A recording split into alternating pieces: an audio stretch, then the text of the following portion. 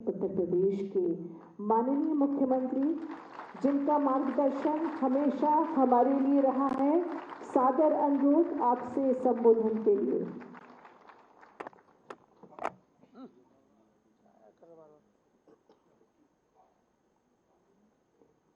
PM मित्र mega textile park के आज के इस वस्त्र मंत्रालय भारत सरकार और उत्तर प्रदेश शासन के बीच में एमओयू कार्यक्रम में यहाँ पर उपस्थित भारत सरकार के वस्त्र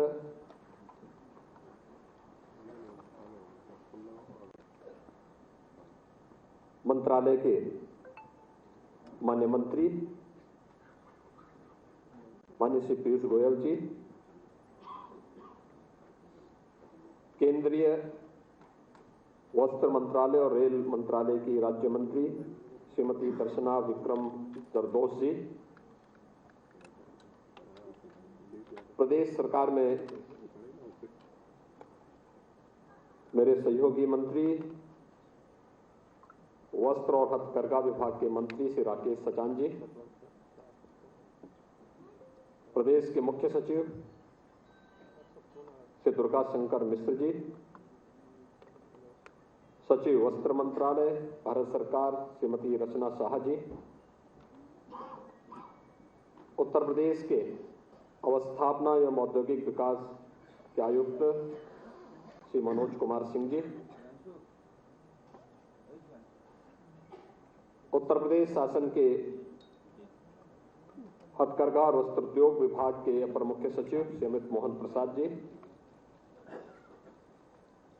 अपर सचिव वस्त्र मंत्रालय श्री रोहित कंसल जी, आज के इस कार्यक्रम में उपस्थित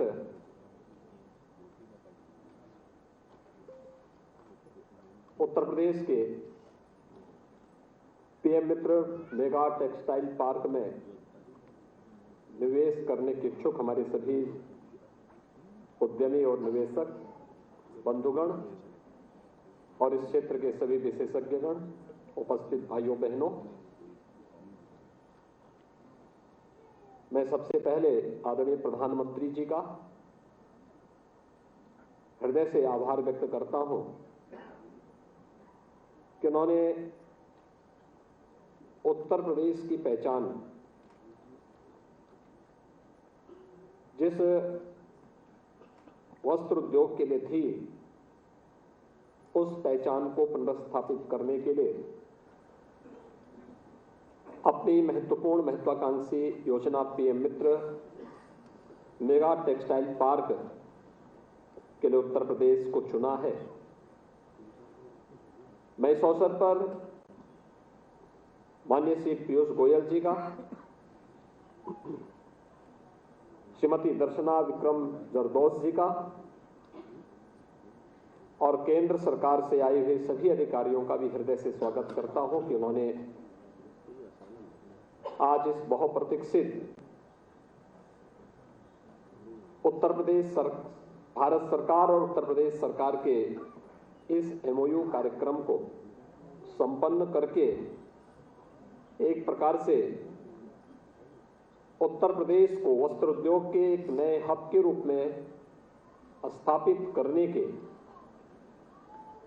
उत्तर प्रदेश के पुरातन गौरव को वापस देने की शुरुआत की है। इस नए युग की शुरुआत के अवसर पर भी मैं उनका हृदय से अभिनंदन करता हूं, स्वागत करता हूं। मित्रों, हम सब जानते हैं कि उत्तर प्रदेश जैसा कृषि प्रधान राज्य है, जहां पर एक बड़ी आबादी अपनी आजीविका के लिए कृषि पर निर्भर करती है, स्वाभाविक रूप से रोजगार की दृष्टि से अगर हम देखें तो कृषि के बाद सर्वाधिक रोजगार सृजन वाला कोई क्षेत्र है तो वह वस्त्र उद्योग का क्षेत्र है। और उत्तर प्रदेश में इसकी एक समृद्ध परंपरा रही है और ये हम अभी भी जहां तहां बिखरे हुए उन उद्योगों को देख सकते हैं। यहाँ का हैंडलूम, यहाँ का पावरलूम, यहाँ पर वाराणसी और आजमगढ़ की सिल्क की साड़ियाँ, उत्तर प्रदेश में भदोही का कारपेट, लखनऊ का जो पहले से यहाँ पर चिकन कारीगरी के बारे में बात हो रही थी, या सहारनपुर के क्राफ्ट की जो आइटम है ये विश्वविख्यात रही है। कानपुर कभी वस्त्र उद्योग का एक केंद्र बिंदु रहा है और कानपुर कभी देश के 4 से 5 बड़े महानगरों में से एक गिना जाता था। वस्त्र उद्योग का हब होने के नाते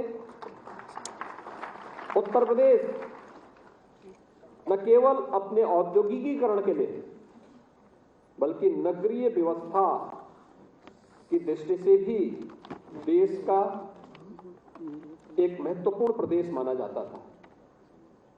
लेकिन एक कालखंड ऐसा भी आया जिसने उत्तर प्रदेश की इस पहचान को पूरी तरह समाप्त सा कर दिया था। कानपुर के सभी बड़े टेक्सटाइल से जुड़े हुए उद्यम बंद होते गए। अन्य क्षेत्रों में भी ये स्थिति पैदा हुई। हैंडलूम और पावरलूम को भी उचित प्रोत्साहन नहीं मिल पाया, वह भी दम तोड़ने लग गया था। लेकिन धीरे धीरे करके विगत 9 वर्षों के अंदर आदरणीय प्रधानमंत्री जी के नेतृत्व में भारत ने जो प्रगति की, उस प्रगति का लाभ विगत 6 वर्ष के अंदर उत्तर प्रदेश ने सर्वाधिक लिया है। और उत्तर प्रदेश की प्रगति आज किसी से छुपी भी नहीं है। अभी यहां पर माननीय पीयूष जी बता रहे थे कि ग्लोबल इन्वेस्टर समिट के दौरान देश के आए हुए अलग अलग सेक्टर के उद्यमियों की रुचि उत्तर प्रदेश के अंदर अलग अलग क्षेत्र में निवेशक के रूप में निवेश करने की दृष्टि से देखने को मिला। ये निवेश हम लोग अनुमान करते थे कि कितना यहां पर निवेश के प्रस्ताव आएंगे, उससे कई गुना प्रस्ताव उत्तर प्रदेश को प्राप्त हुए।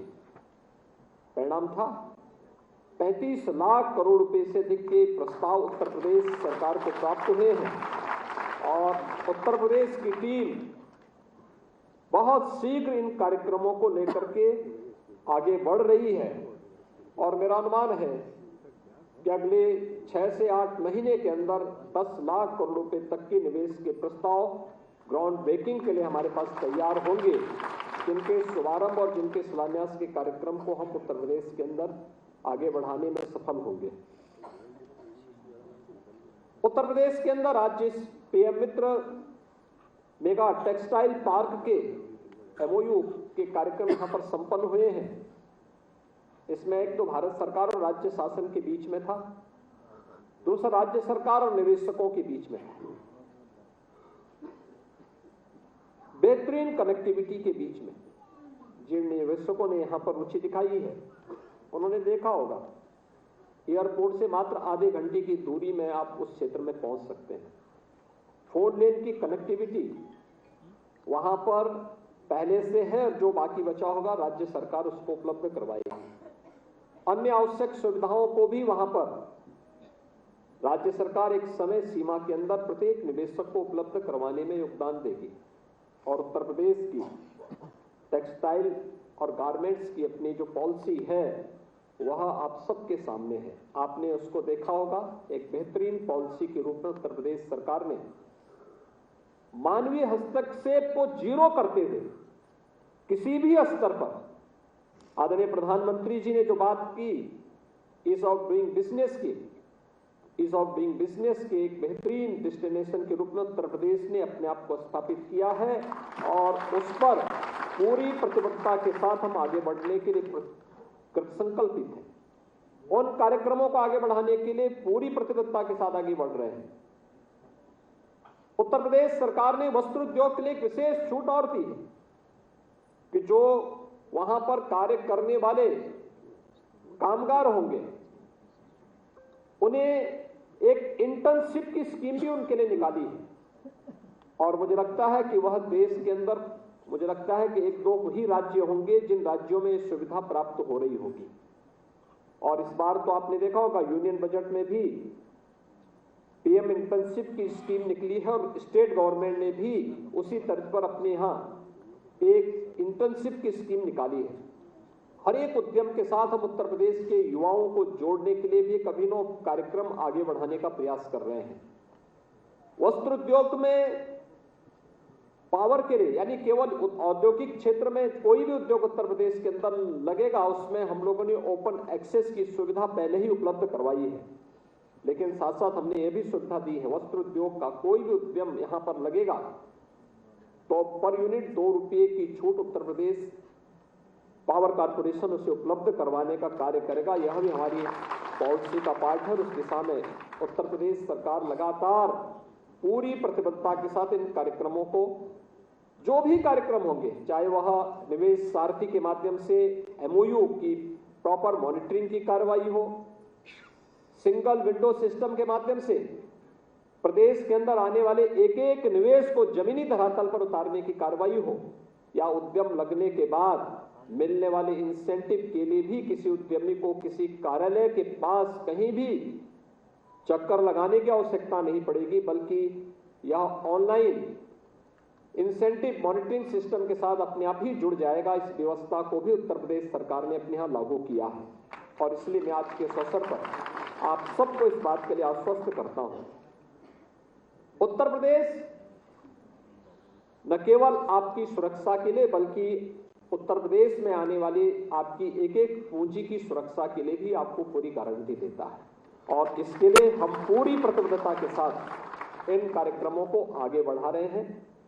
दूसरा, उत्तर प्रदेश की बेहतरीन कनेक्टिविटी आपने पिछले 6 वर्ष के अंदर उत्तर प्रदेश के अंदर देखा होगा। पूर्वी उत्तर प्रदेश पूर्वांचल एक्सप्रेस वे के साथ जुड़ चुका है। आदरणीय प्रधानमंत्री जी ने 2021 में इस पूर्वांचल एक्सप्रेस वे को राष्ट्र को समर्पित किया। आज पूर्वी उत्तर प्रदेश के किसी भी कोने में कोई व्यक्ति, जिसे पहले प्रदेश की राजधानी लखनऊ में आने के लिए 8 से 10 घंटे लगते थे, आज वह 2 से 2.5 अधिक से अधिक 3 घंटे के अंदर लखनऊ पहुंच सकता है। उसकी दूरी को कम किया गया है।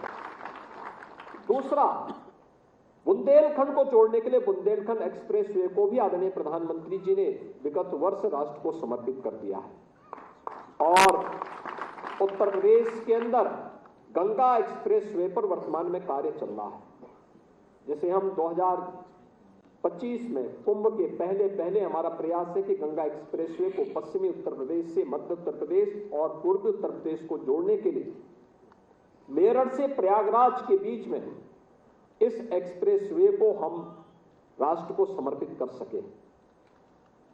उत्तर प्रदेश 2017 के पहले 2 बातों के लिए, यानी उत्तर प्रदेश की कानून व्यवस्था तो बदतर थी ही, उत्तर प्रदेश दंगों के रूप में कुख्यात था। बहुत सारे जनपद तो ऐसे थे जहां के नाम से लोग डरते थे। आज मित्रों, उत्तर प्रदेश में किसी जनपद के नाम से डरने की आवश्यकता नहीं।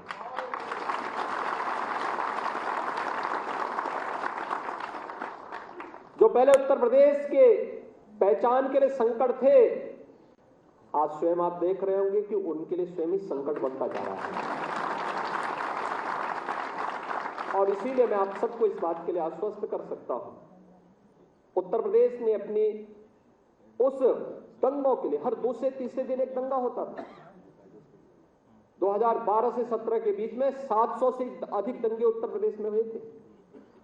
2007 से 2012 के बीच में 364 से अधिक दंगे यूपी में हुए थे।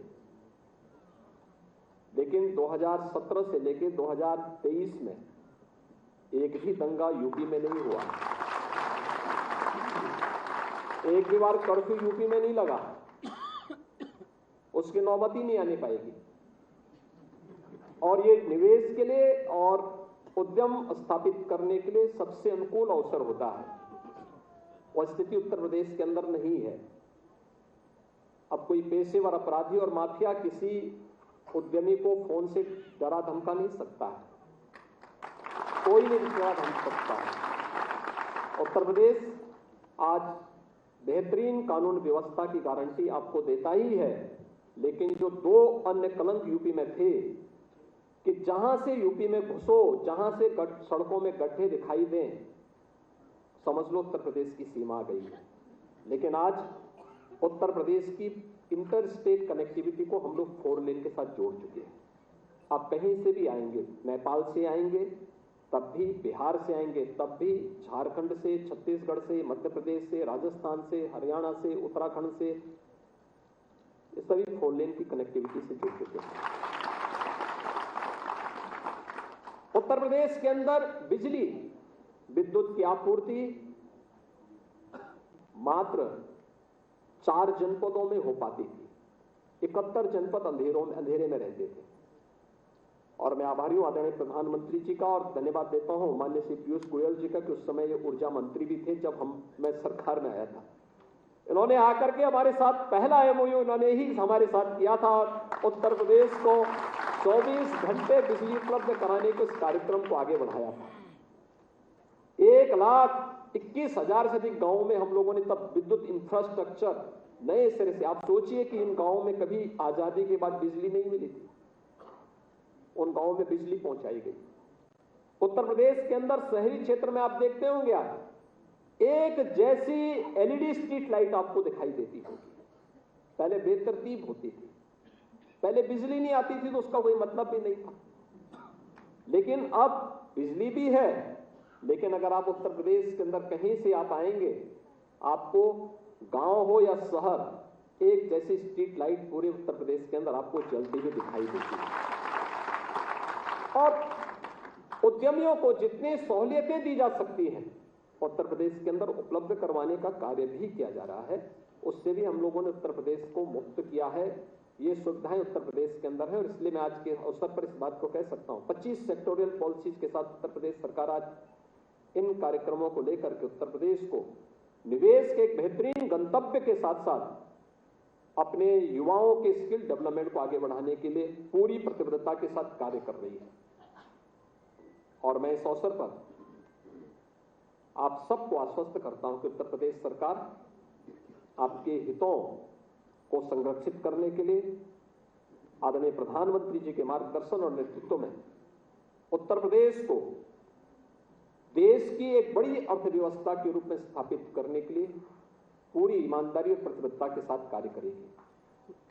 उत्तर प्रदेश के अंदर अभी वास्तव में उत्तर प्रदेश ने 1 डिस्ट्रिक्ट 1 प्रोडक्ट के माध्यम से अपनी परंपरागत उद्यम को एक नई पहचान दी। आदरणीय प्रधानमंत्री जी के आत्मनिर्भर भारत की संकल्पना को मूर्त रूप देने का एक बेहतरीन माध्यम है और इस दिशा में हम लोगों ने कुछ प्रयास प्रारंभ किए।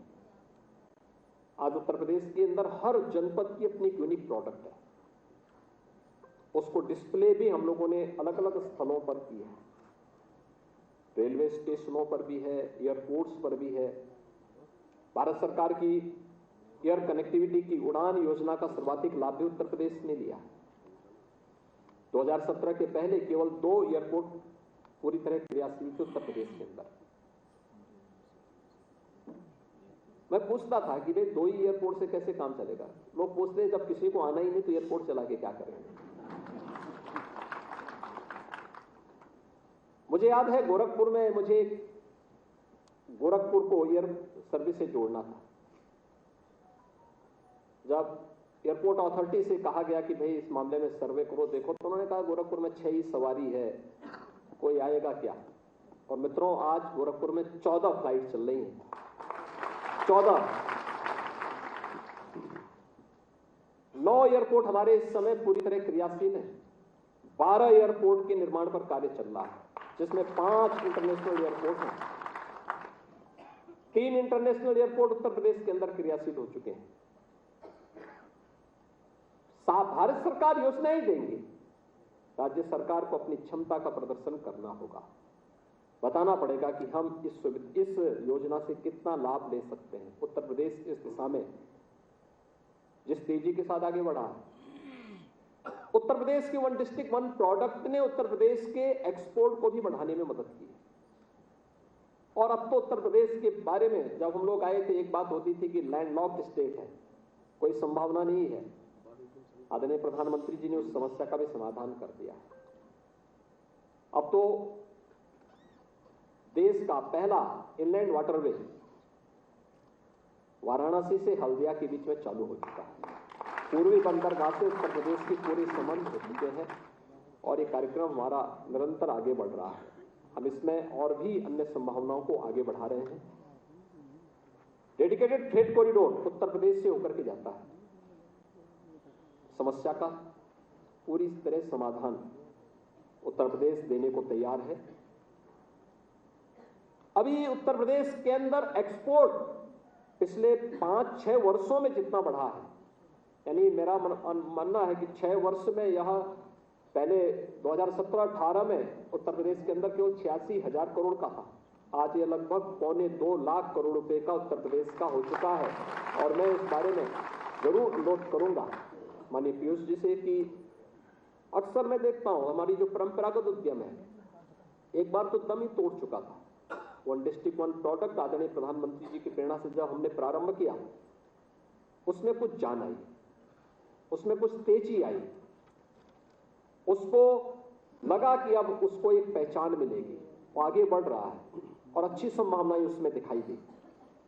उस दिशा से हमें कुछ चीजें यहां पर आवश्यक महसूस होती हैं। जैसे उत्तर प्रदेश में डिजाइनिंग इंस्टीट्यूट हो, अच्छा वर्ल्ड क्लास डिजाइनिंग इंस्टीट्यूट हो।